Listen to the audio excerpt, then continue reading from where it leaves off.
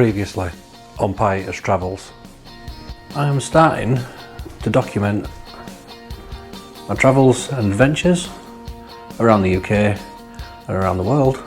I just want to document things for posterity, and as I'll say in a future video series, there's a reason why I'm taking a big trip at the end of this year.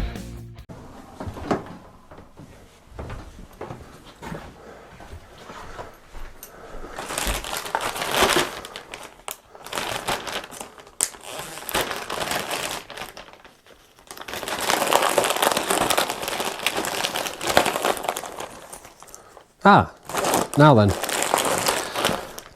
So, as I said in my Yorkshire Dales video, I have got a big trip coming up. It's November 2023, and the reason for the big trip is that I'm going on holiday for my 40th birthday, and I'm going somewhere that I've been to before.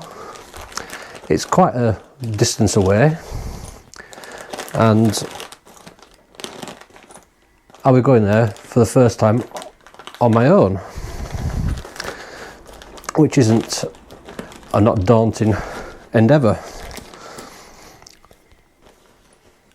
And as you can probably tell, I am still in West Yorkshire with the rather manky weather outside. So let's see if we can create a little bit of magic and improve things a little bit. That's better. So,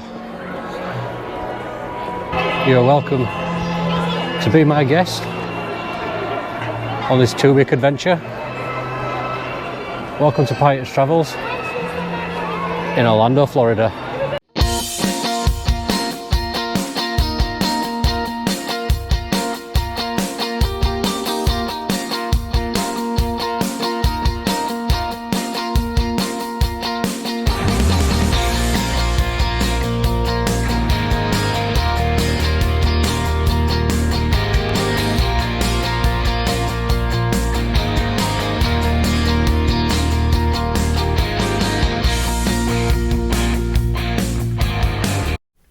So, why Orlando? Well, like I said, I've been before, I've been twice before, I've been very lucky to be able to go twice before, and it is one of the best holidays I've ever had. And that's why I wanted to go there to celebrate my 40th birthday. The last time that I went was in 2007, and I bet a lot's changed in 16 years, and I want to find out what those changes are, and is it still worth it? Is it still going to be my favourite holiday ever? So this first video in this travel series is going to be pre-travel day and travel day combined. And depending on what happens with the flights, we may end up in a theme park towards the end of this video as well. So I'm flying from Manchester Airport tomorrow with Virgin Atlantic, but today I'm going to be travelling over to Manchester and staying overnight. Going to be getting the National Express coach from Bradford and staying at the Radison Blu Hotel tonight.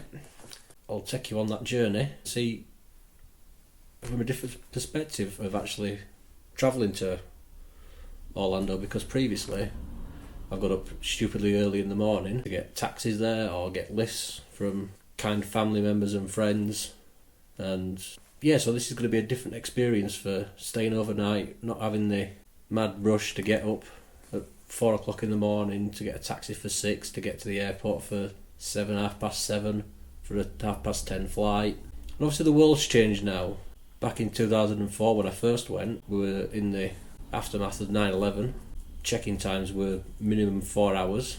That's changed now. It's gone back down to minimum 3 hours. But still, we're still coming off the end of the pandemic.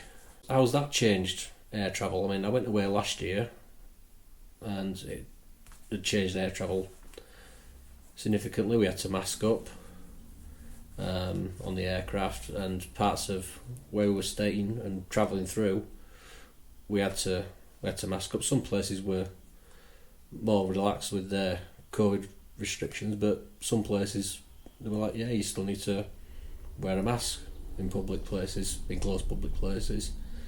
So yeah, like I say, we'll see how that's going to go over the next few hours for me, the next few minutes for you, I suppose. Well, that were a bit of a pain. Slight disaster when I first set off. I forgot my lunch. And then in the middle of Bradford city centre, it's just absolute chaos. But I am here at Manchester Airport, and I'm going to go over to the Radison Blu to get myself into my room for the night, and then I'll check in with you in a little while. Right, so I'm actually in my room now at the Radison Blu. So from the front door, I've got a small wardrobe with some drawers and a safe, and minibar fridge just down there in that cupboard. All tea and coffee making facilities there, and some complimentary water. Bathroom, nice big mirror in front of the sink, and a smaller mirror at the side for having a shave or doing your makeup. Bath with overbath shower, towels just up on that shelf there, and shaver socket. Quite actually big bed, to be honest with you. Small desk in the corner with a courtesy phone and UK and European plugs in the corner, lamp in the corner of the desk. It's not a runway view, but just the tunnel there is the skylink that goes between all three terminals at Manchester Airport, and that's where I was just as I got off the coach, and I told you about my traumatic day. So yeah, that runs all the way from Terminal 1 through the Radison Blu over to Terminal 2, and there are plenty of different hotels here. So you've got a Holiday Inn just there, Voyage Hotel just there, Clayton Hotel just down the side of the building. You can just probably about make it out, maybe. So yeah, the trauma with my dinner. I bought a meal deal from Tesco yesterday, and I was in a rush to get out of the house because my lift turned up to take me into Bradford to get the coach, and I left it in the fridge. It seems to be a running theme where on my YouTube videos something goes slightly awry quite early on, but I'm going to have this, and then I'll catch up with you very shortly. Right, well, that's my lunch sorted, or dinner as we call it in Yorkshire. Yeah, pretty good. Not bad for a Tesco meal deal. So it's 3:15 now. As I said, I'm flying with Virgin Atlantic, and what they've restarted doing, which is a new thing for me because I never knew this, that they do something called twilight check-in. So you can basically check your bag and check in for your flight between 4 PM and 8 PM the day before you fly. So I'm going to go down and have a look and see about that, see where that is and what I need to do. So just for context, the runway is on the opposite side of the hall. I'm on that side of the hotel, and the runway side is just on the other side, and there is just a plane taking off now, or taxiing up to the runway. So the last time that I went through Manchester Airport on the Skylink towards Terminal 2, the moving walkways weren't working then either. Apparently there is a long ongoing project to improve and replace all of these at some point, but it should just be a short walk over to Terminal 2 and then we'll see where the Twilight check-in is for Virgin. And just like that, we are at Terminal 2. So this is the departures lounge at Terminal 2 at Manchester Airport. One of the things that I've been told previously is some people don't like it, some people do. There's absolutely nowhere to sit, and well, yeah, we'll just have a mooch around, try and find where the Virgin desks are and about the Twilight check-in. And I think, because we're in Zone A at the minute, and when I say we, I mean both myself and you watching, I think Virgin Atlantic is down in Zone D, which we'll be coming up to quite soon. Like I say, just going through B and then obviously alphabetically C. So yeah, I can just about see the Virgin Atlantic desks at the minute, so just go down and have a look and see what the crack is. I did find Virgin Atlantic at Zone D. There is some lost footage here where I did explore a bit more of the new section of Terminal 2 at Manchester Airport, but I've lost that footage. So I'm just now outside going through other bits of Terminal 2. So if you weren't coming by National Express coach or you're not staying overnight at a hotel nearby, you're getting dropped off by a taxi or friend or family member at Terminal 2.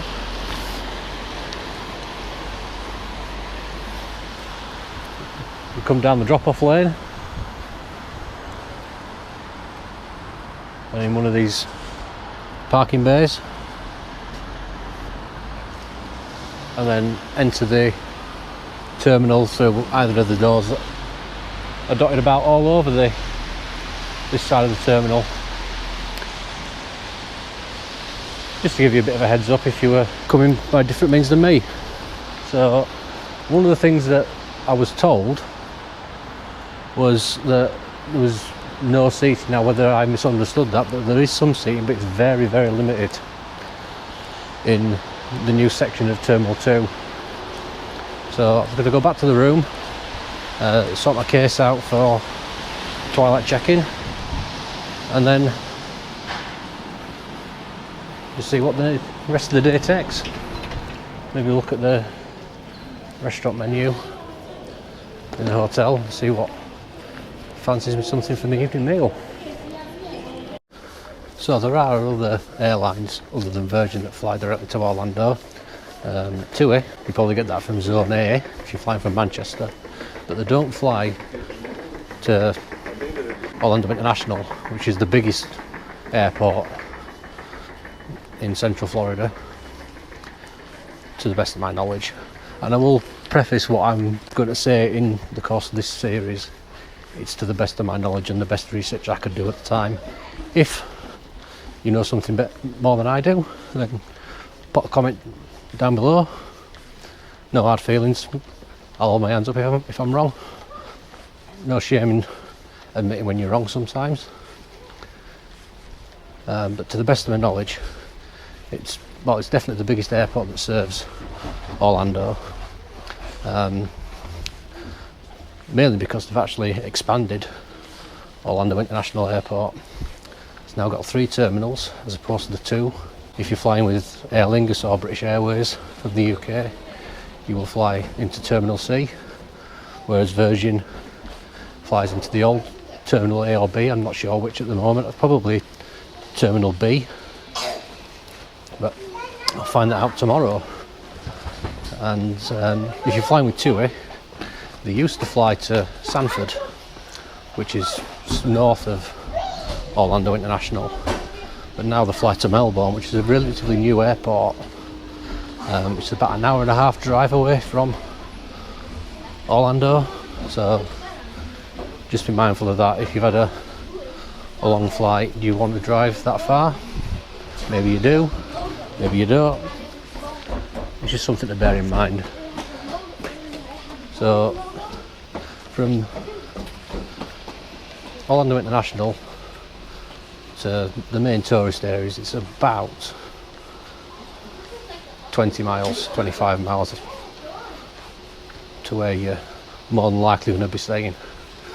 Whether that's going to be on an international drive or at a Universal hotel, a Disney hotel, or villas down Highway 192, you're looking sort of around 20 to 25 miles driving, which probably is enough for most people after a 8 to 10 hour flight. Getting used to driving on the opposite side of the road in an unfamiliar hire car. So yeah, just food for thought really on what you want from your holiday. And I just wanted the convenience of being close to the main theme park district once I've landed. So I'm just back at the hotel now and just going to sort my case out.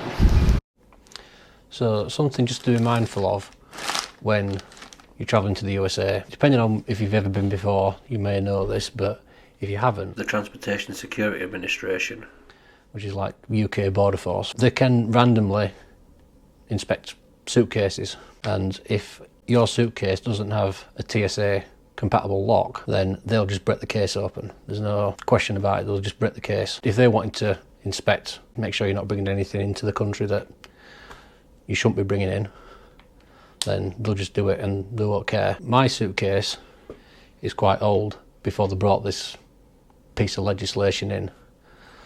So if you have an older case, I would suggest doing what I'm doing and having a strap that you can actually lock around your case that is TSA compatible. So I'll just get my case onto the bed so you can actually see what I mean. So my suitcase is just a standard combination lock on a latch, and on the corners it has latch locks as well. Now if the TSA wanted to break into that case, they just break into it to inspect your luggage. So what I've done, I've had this quite a while actually, is I have this strap that goes around my case, and this lock here, the TSA do have keys so they can actually open the case to be able to inspect it if they need to. So what I will do before checking my baggage in tonight with Virgin is set the combination on that to what it's supposed to be and take these locks off, but leave the strap in its locked state so that it can just be checked in and loaded onto the plane tomorrow. But I also want to take out some clothes for the morning so I can be fresh as a daisy tomorrow for travelling, because it's going to be a long day tomorrow. The scheduled flight time is 9 hours 55 minutes, but it can be anywhere from 8 hours 15 to the full scheduled flight time. So I don't want to be wearing these clothes for 2 days. And potentially we could be going to a theme park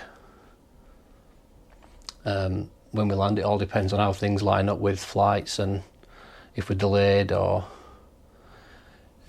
anything at the other end in Orlando. So like I say, I'm just going to get a change of clothes out for tomorrow, and then probably by the time, well, it's just turned over at 4 o'clock now, so I'll probably give it another half an hour or so, and then I will go down to the check-in desks for the twilight check-in and check my bags in. So it's one less thing I have to do in the morning. So I only have to take my hand luggage, my carry-on luggage with me onto the plane tomorrow morning. Right, well that was all relatively painless. Checked in, dropped the bag off, just asked me for my passport, confirm what flight I was on, seat number.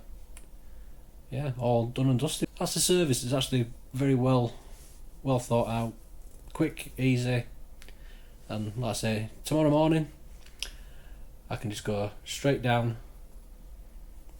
to security, go through all the security checks I need to go through for travel, get to the gate, up to 4 hours before the flight time. I have to be there at least an hour before for boarding, before the flight time. Tomorrow my flight is due to depart from Manchester at 10:30, and scheduled arrival in Orlando is 3:05. Let me just double check. You'd think I know all this by now, wouldn't you? Oh yeah, 3:25 with a scheduled flight time of 9 hours 55.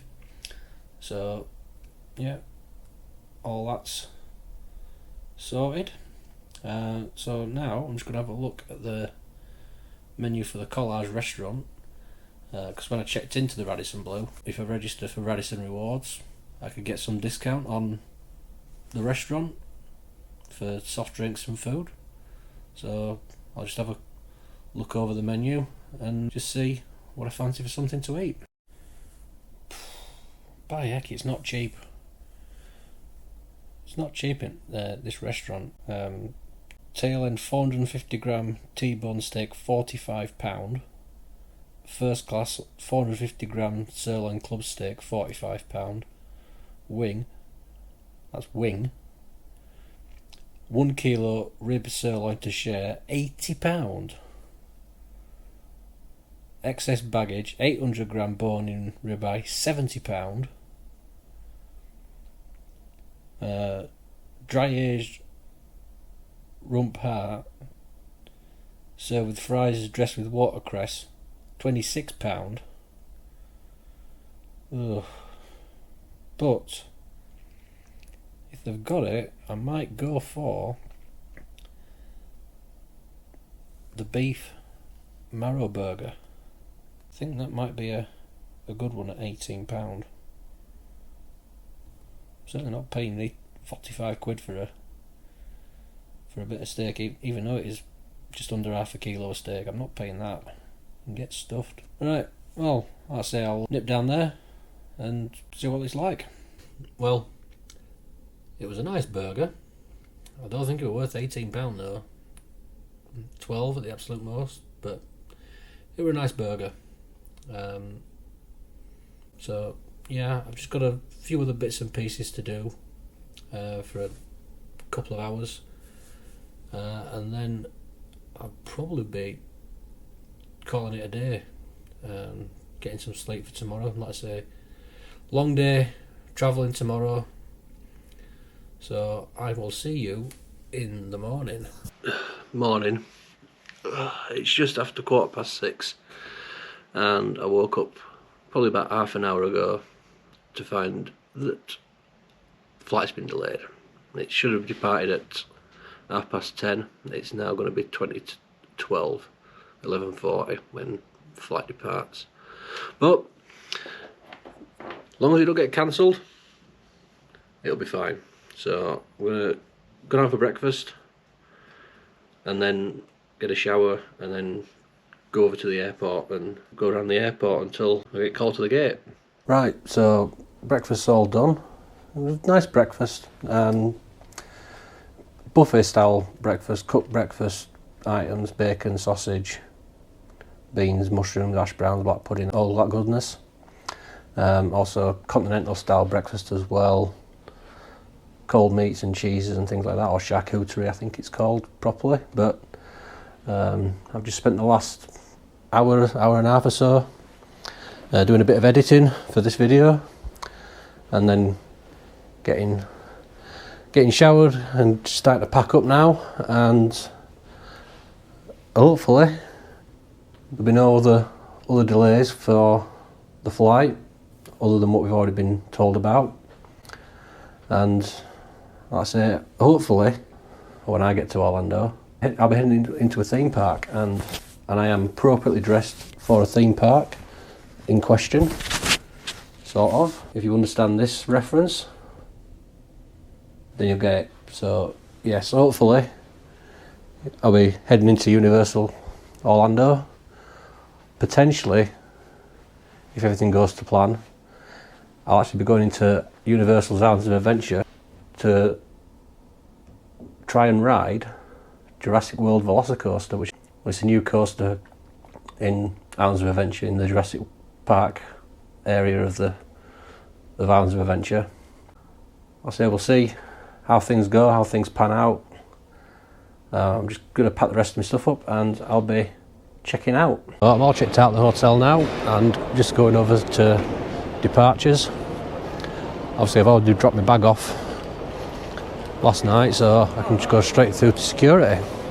I won't be able to film through there, so I shall see you on the other side of security. Unfortunately there's some more lost footage here. I did get stopped for extended search in security because of all the camera gear, and there's also a section of the bottom half of the duty free just as you come out of security that is missing, and where I went up and looked at the restaurants upstairs. So now this is going around the ground floor of the departures, so looking at some more of the duty free shops and some more restaurants. So rather than going up the escalators to go to the restaurants, you go to the left, you've got some more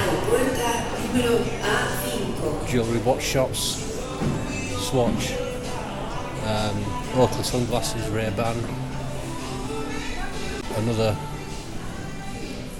cosmetics shop, the Beauty Collection, and then going round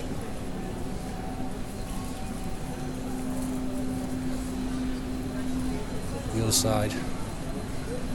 So the escalators are just over there, and then come to Boots. For American viewers, Boots and Walgreens are part of the same company. So any last bits of things you need, like sunscreen or insect repellent, or even if you want to get a sandwich, medication, plasters, that sort of thing.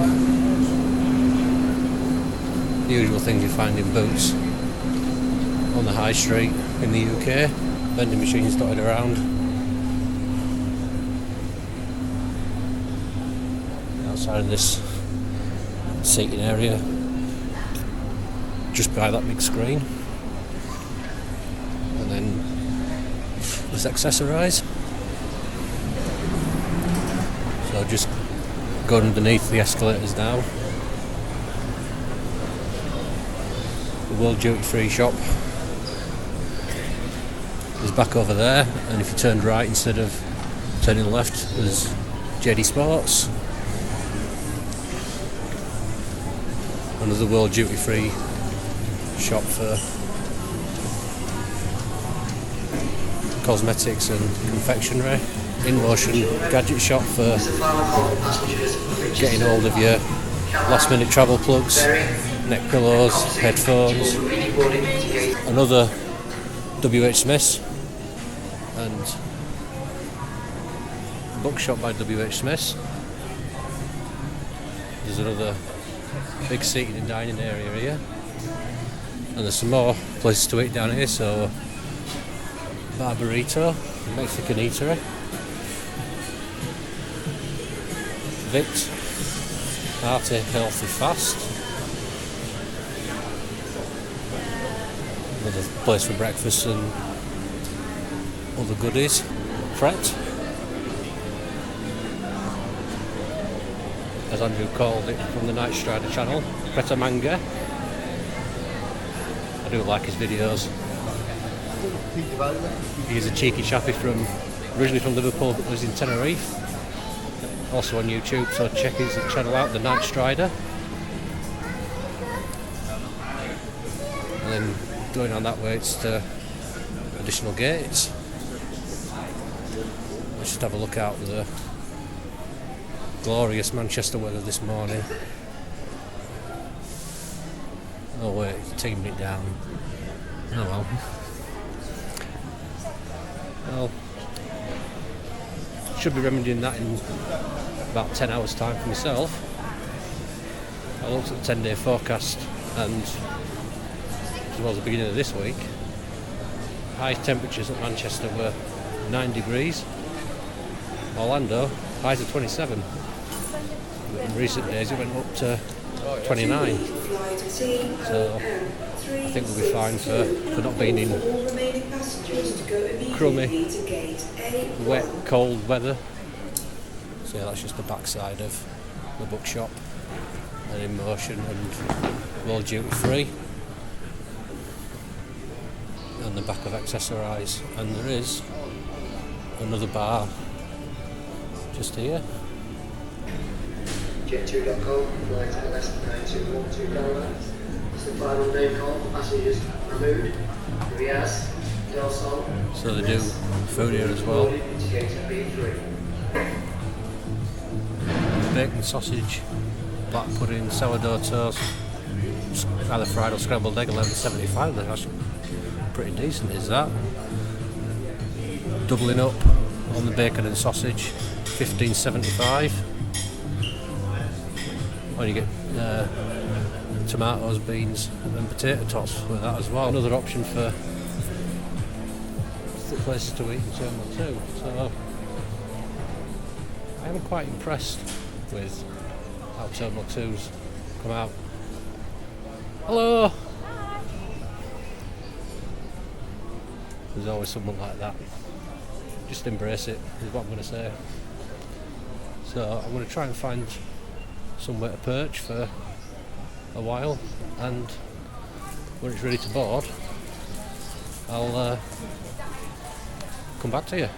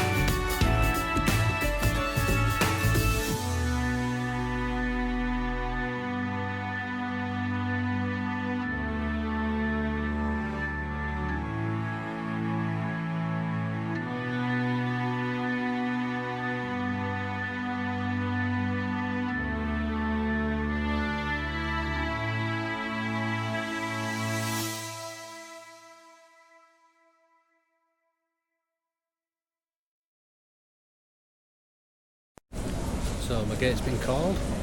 I think it's gate 202. I'm just going to check on board and find out for definite, and then make my way down to the gate. Yeah, so it is gate 202, and I'm just heading down that way now.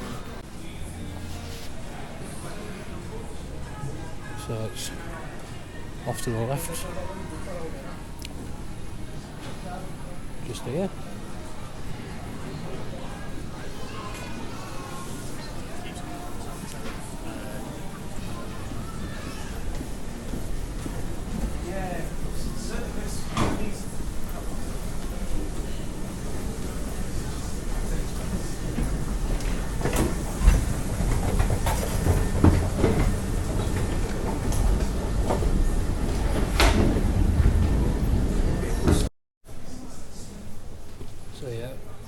10:30 to Orlando. You get 2:02. And I cut you off briefly there because obviously we're just going through the back end of security. I don't want to get dinged, as I've already been sort of collared by security this morning, having to go through extended search for all my camera gear. So yeah, this is going to the old part of Terminal 2 at Manchester. It's a bit hit and miss as to whether it's going to be the air gates or the 200 gates from what I've seen on previous people's videos on YouTube. So more often than not it is going to be the old part of the terminal. So I'll check in with you when I get close to the gate. So yeah, it's a very different vibe in this whole part of Terminal 2.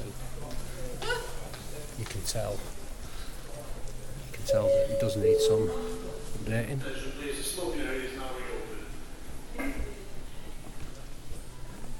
Yeah, it's very late 90s, early 2000s is this. But gate 202 is right down at the end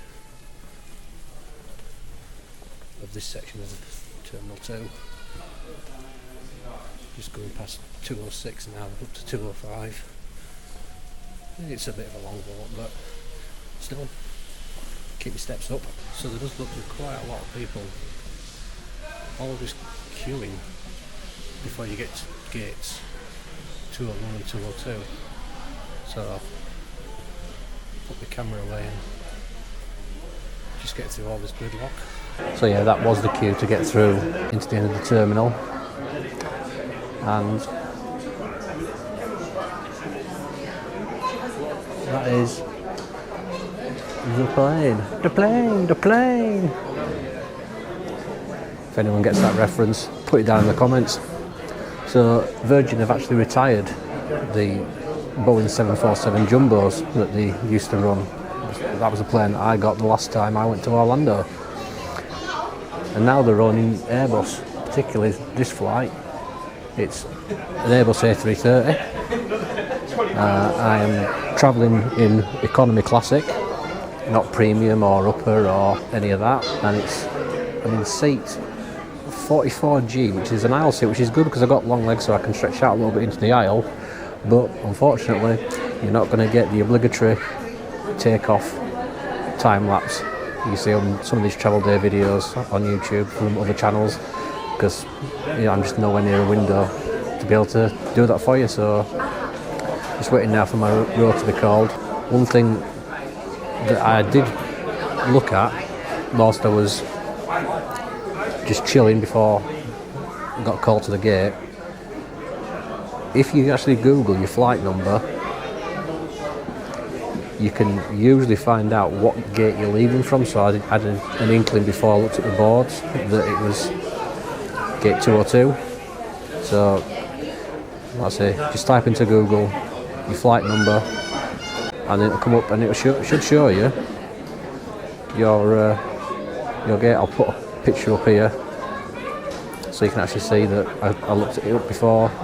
So yeah, it's a good little trick is that, and thanks again Andrew from Night Strider for putting that one out there as well. So like I say, just waiting now for my row to be called. I don't know how much I'll be able to film on the flight. It looks to be a pretty full flight. I don't want to annoy people. At the minute I'm sat over to one side just to keep out of everyone's way and not disturb them before their flight, our flight. So if I don't see you before, it'll be anywhere between 8 and 9, 10 hours before I see you again. So if I don't chat to you more on the plane, then it will be in sunny Orlando rather than grey and miserable Manchester. So see you in a bit.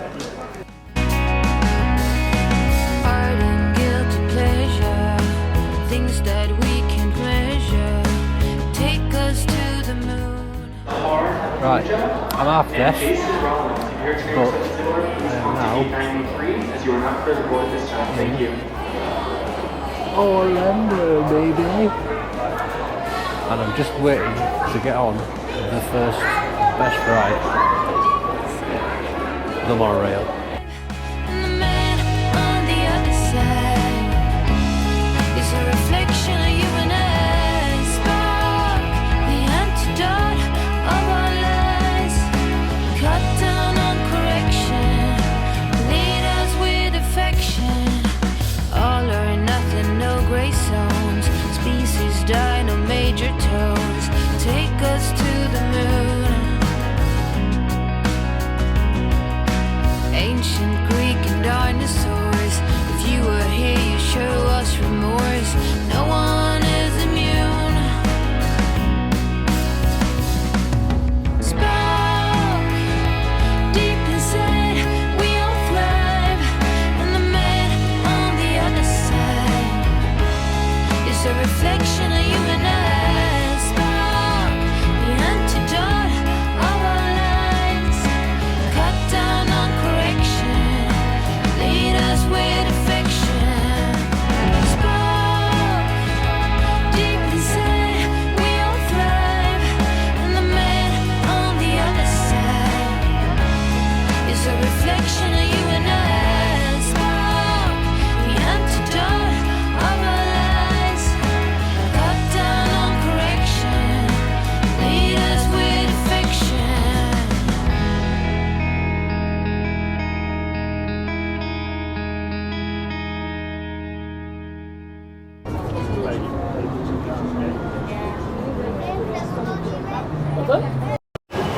Right, first ride done.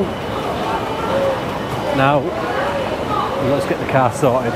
But this is the famous shot. Hyatt Regency Hotel in the middle of Orlando International. And someone's just come home. So yeah, welcome home to them. So what I meant by I'm half deaf, my left ear is completely bunged up and I cannot hear anything out of it. So everything is out of my right ear at the moment. If I am shouting, please forgive me. I have been on a plane for several hours and it was only in the last 25 minutes that my ear bunged up. I had no bother for a long time with my ears popping and bunging up, but last few times I've been on a flight, it's just bunged up. Right, so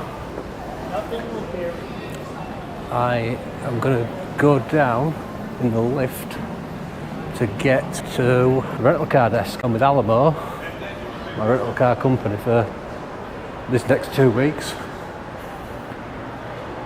I have been able to skip the counter, skip the kiosk.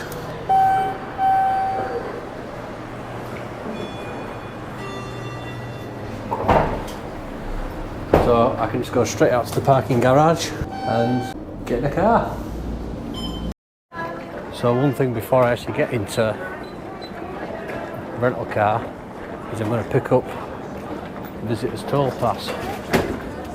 Because if you do it with the rental car company, it can cost you more. You can avoid the toll roads obviously, but so where all the rental car desks are, on level 1, toll pass vending machine is just there. Right, so I've got the visitor's toll pass and the humidity, as soon as you walk out of the airport, hits you like a train. It's very, very humid at the moment, so we're just out of the bottom of the terminal building and across the road. So, parking garage, and Alamo is off to the left hand side from the exit I went from. So, yeah, I'm just going to go and find a car. I have got just a small compact car, it's only me in one case, so it doesn't really affect me having a bigger car or a convertible or whatever. So just have a look at some of these cars. and I think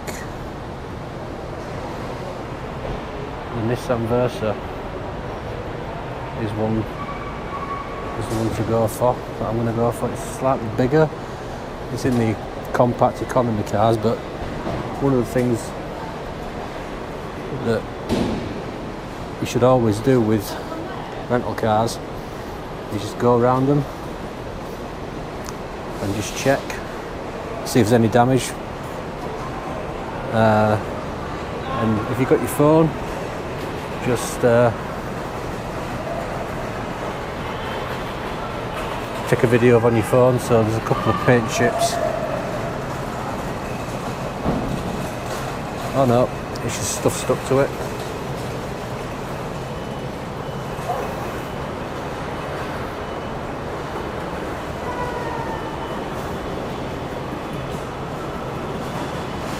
So I'm just going to look around this now, and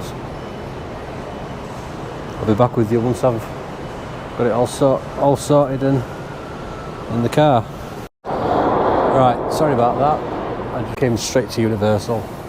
So I am parked in Jurassic Park 402. And hopefully now we've just got enough time to get in and get on Velocicoaster at least once, if not more, before the park closes at 7. It is 5:45 now, so I'm going to take a bit of a running leap into getting into Universal just for the Velocicoaster. So yeah, the moving walkways at Universal, well, at Manchester Airport, do actually work. So I'm just going to come up to security now, and I'll see you on the other side of security. Right, security is all done. I said the moving walkers are working. That one over there isn't. But yeah, quick, painless, no problems getting through. Just turf everything out of the pockets, put it in a bin, walk through metal detector, sorted. Right, so now, first proper ride on the holiday, and this is one that I've been waiting for over 12 months. So get through into Islands of Adventure, around to Jurassic Park, and get on Velocicoaster. So walking down through Universal City Walk, which is lots of bars, restaurants, shops, just between the two theme parks are on this site here. There is a Volcano Bay water park, which is further away and not too far, but there is also coming in 2025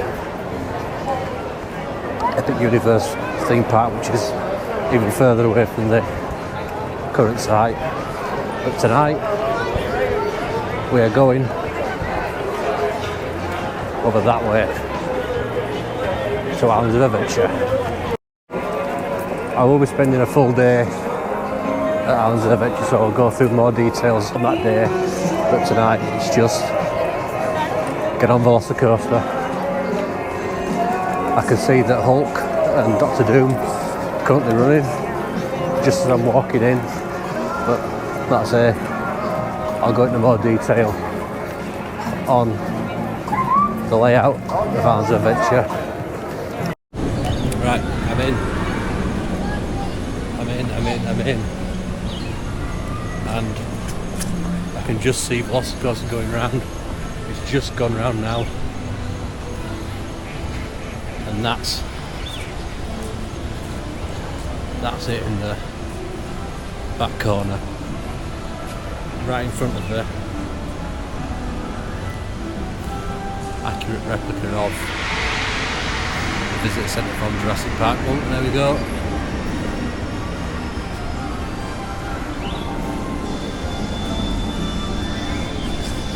So it's just gone over the top out there.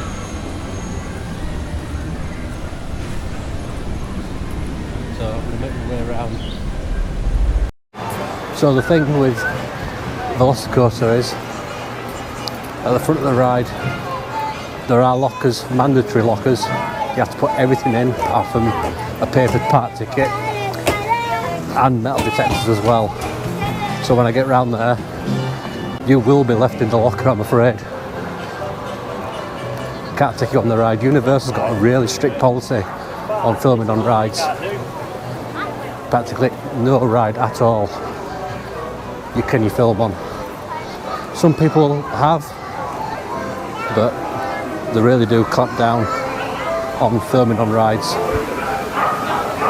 I think that's mainly because if you drop your camera or wreck your camera, with America being quite litigious, people will sue to get cameras replaced, cameras repaired. So they just say, no, we don't allow any filming on rides for that. So I'm just taking a shortcut through the Discovery Centre, and that's brought me out right at the gate of Velocicoaster. Can't believe I'm here. It's brilliant.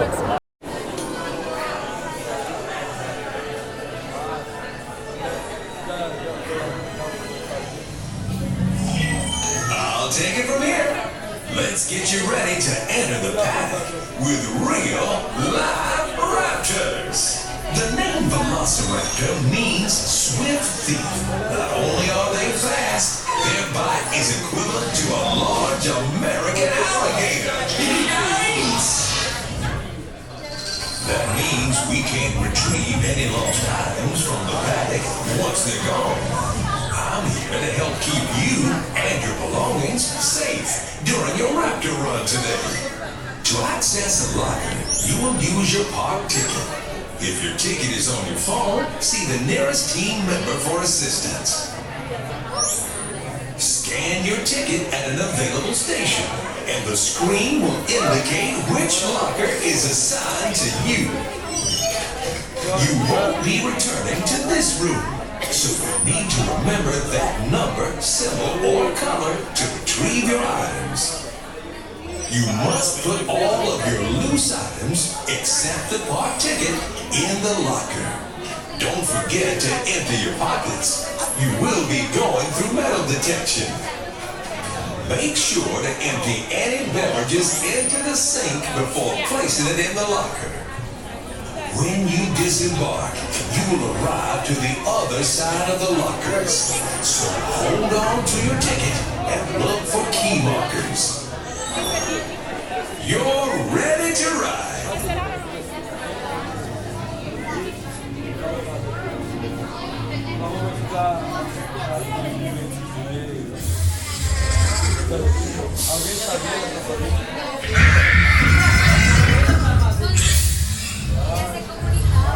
Oh man, that was epic. Oh, absolutely fantastic. Loved it. Absolutely loved it. Absolutely fantastic. I'm speechless. Other than just, it's brilliant. Absolutely brilliant ride. Right, I'm going to make my way out of Islands of Adventure now and check in to a hotel. Sorry that we're all a little bit hectic. I really wanted to ride Velocicoaster, and it's lived up to expectations and then blown it out of the water. I just could not believe it. Yeah, absolutely fantastic, that ride. So I'm going to go to my hotel now. So I'm staying at the Coco Key Hotel and Water Park on International Drive. It's about 7-8 minute drive away from here. So I will see you once I've got all checked in and at the hotel. Right, well, I'm all checked in now. I'm just gonna get into my room.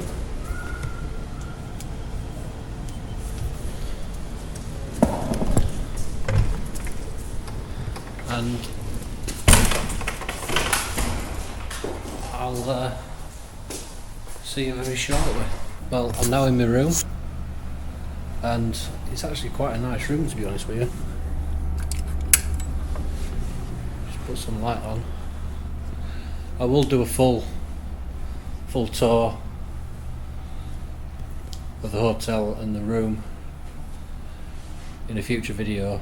I'm not doing it tonight, but the air conditioning is very, very welcomed. As soon as I walked in, I'm like, oh, cold air. But another massive flipping bed, absolutely gigantic. So I'm going to read through some of the bump that the receptionist gave me when I checked in, and then get something to eat. There's a few spots around International Drive to get stuff to eat, so I'll catch you in a bit.